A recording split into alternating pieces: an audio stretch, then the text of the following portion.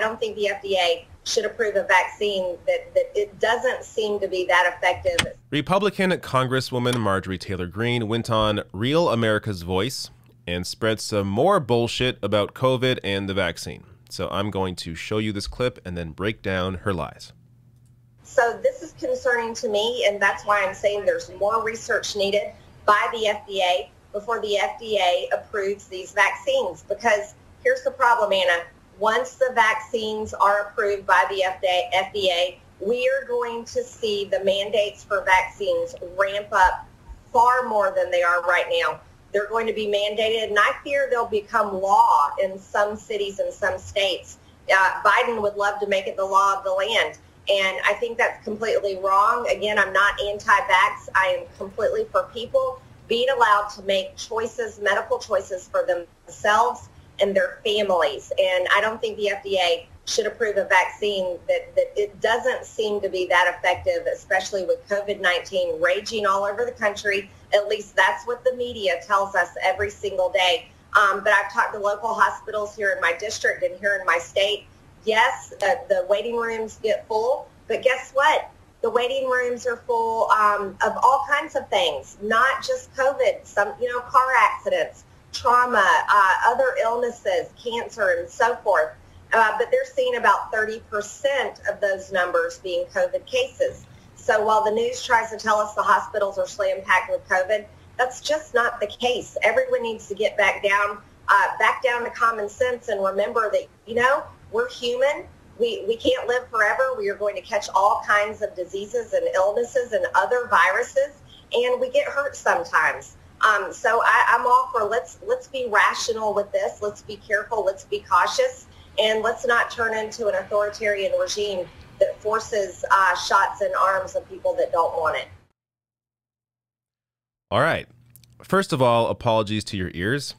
Hearing that lady go on for almost 2 minutes there can be disturbing. But what a roller coaster ride that was. So here's just a quick summary of some of what she said. Basically saying that the vaccine needs to be approved, and then once it's FDA approved, they're gonna call for more mandates, and then the FDA shouldn't approve it. So the vaccine should be FDA approved, but then once it's FDA approved, they're gonna call for more mandates, and then she says the FDA shouldn't approve it. So she's already moving the goalposts before the approval. Now, to be clear, the FDA has approved the vaccine for emergency use. I mean, this is not. Actually, before I even get to that, let me show you the fact that the U.S. The FDA has now authorized a third shot of COVID-19. So they've approved it for emergency use authorization. So this is the FDA's approval without the full approval. So the full approval requires more time. That's why there has not been a full approval of the vaccine. It simply requires more time, which they will get to, and they will approve it. So it's been approved now for a third shot by the FDA through emergency use authorization. So to claim that the FDA hasn't approved it is just a complete lie. So let's get also to the idea that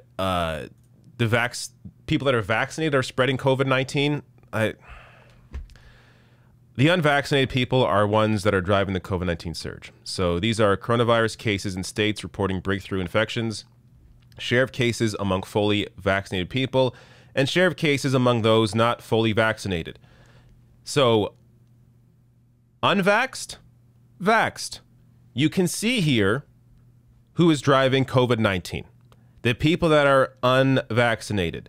It is quite clear, this is every state, it is quite clear they're the ones that are driving COVID-19, driving the Delta variant. The Delta variant right now is incredibly contagious. And in many cases, even if you have the vaccine, yes, you can get it, but your symptoms are a lot less.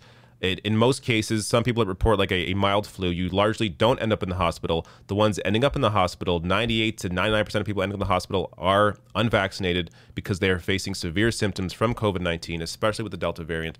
So to claim that the vaccinated are spreading COVID-19 is complete bonkers. Also here, in terms of hospital beds, so she claimed there that hospital beds, sure, they're full, but not because of COVID patients. Well, that's not what the experts and people that are working in hospitals are saying. All the beds are taken up by COVID victims. Hospitals in the South are running out of space or staff, and it's even getting to the point where children's hospitals are filling up. So almost half the country is not fully vaccinated, including children under 12 who are not yet eligible but are still vulnerable to COVID-19.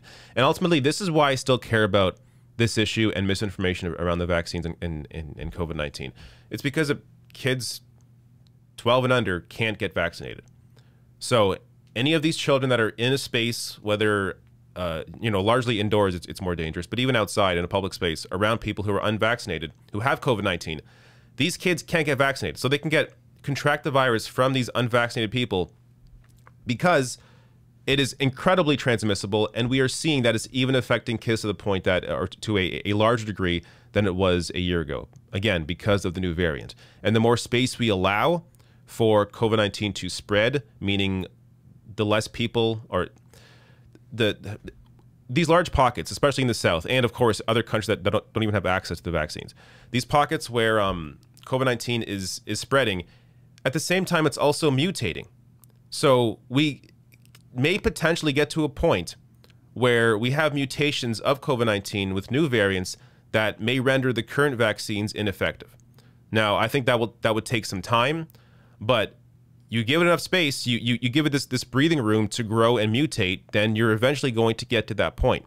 That is why it is so important to vaccinate as many people as possible, including around the world, because then there's the potential that people in other countries will come over and spread a new variant to North America, Europe, or whatever.